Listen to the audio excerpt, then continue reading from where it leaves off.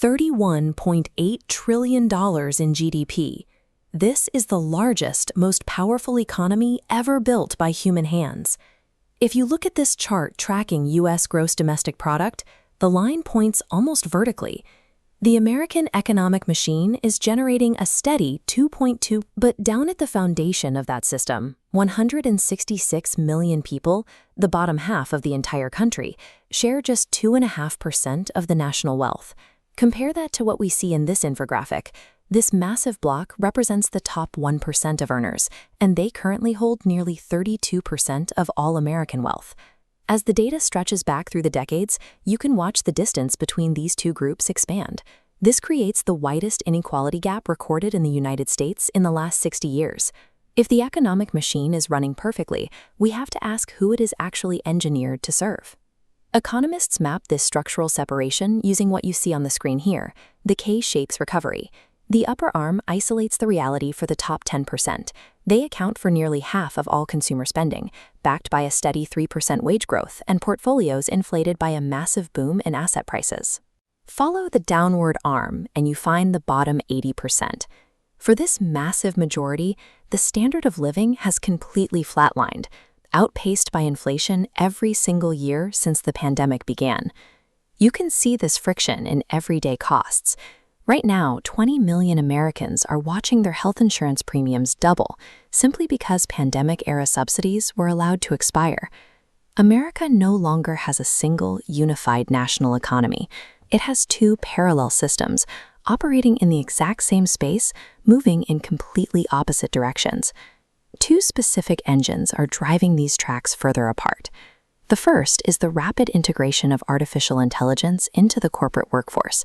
In 2025 alone, over 55,000 American jobs were eliminated directly by AI automation. Major corporations are letting human workers go and immediately using those payroll savings to buy more software and infrastructure. This cycle permanently traps capital at the top, rewarding investors while shrinking the labor pool. The second engine is the government itself. We are seeing a rapid return to intense market intervention, known as state capitalism. The Trump administration moved aggressively to control corporate behavior, taking direct equity stakes in private companies and weaponizing tariffs at a heavy effective rate of 11.7%. But the policy failed to protect everyday workers. The manufacturing sector still shed 68,000 jobs, despite the intervention, while the financial cost of those tariffs was passed directly down to the consumer.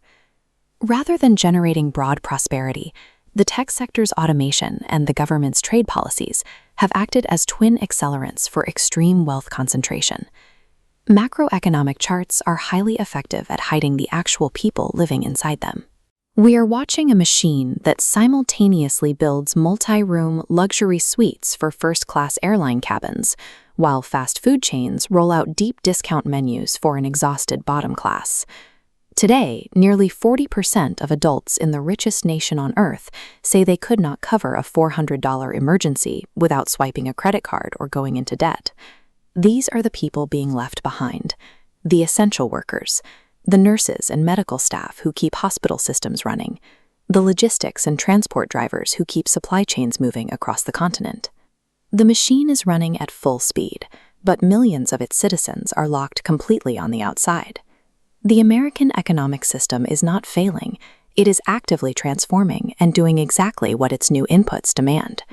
For decades, the premise of Adam Smith's invisible hand was that free market competition would naturally engineer a broad, stable middle class. That mechanism is no longer functioning.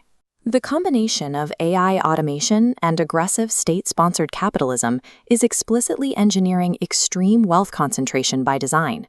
The boundaries of wealth and opportunity are being permanently redrawn, and what this machine becomes next will determine the fate of billions.